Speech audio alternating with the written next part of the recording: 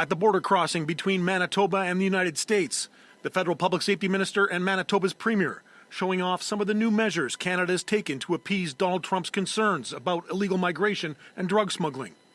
Equipment to better detect fentanyl and other contraband. Part of the $1.3 billion package for border strengthening the federal government launched after the U.S. president first threatened tariffs on Canadian provinces last year. A threat he put on pause for 30 days after 2 phone calls with Prime Minister Justin Trudeau on Monday. Canada also agreeing to appoint a so-called fentanyl czar to coordinate efforts to stop production and trafficking of the dangerous opioid. And establishing a U.S.-Canada joint strike force on fentanyl, with Canada putting up $200 million in new spending. All an effort to convince Trump that Canada has agreed to his demands. But Canada still faces contentious negotiations with the U.S. to avoid tariffs kicking in a month from now. Still unclear what exactly will be negotiated. But this trade lawyer says it will likely be an accelerated review of the USMCA agreement Canada signed with Mexico and the U.S. during Trump's first term. Lots of bluster, lots of fights along the way. Eventually gets rolled over to a renegotiation of the USMCA, maybe with some headline points of things to be included in it.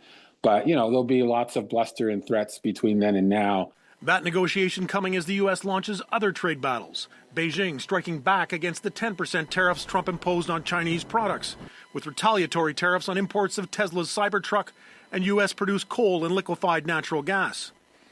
One challenge for Canada in future trade talks, ensuring that uncertainty about tariffs doesn't encourage companies to decide to invest elsewhere. To avoid the possibility of this war in the future, we're gonna be safe and invest on the U.S. side because that's the bigger market, and that is really the core problem that Canada needs to address right now, and it's not going to go away because we got this temporary reprieve in tariff. With retaliation temporarily on hold too, provincial liquor stores will be putting U.S. booze back on their shelves. But the federal New Democrats say the Buy Canadian campaign should continue as long as the possibility of new tariffs remains. Buy Canadian to buy Quebec. When you're buying your products, check the labels. We were doing that just now, verifying that things are Canadian made or made in Quebec so that you are supporting local, you're supporting the industries in our country.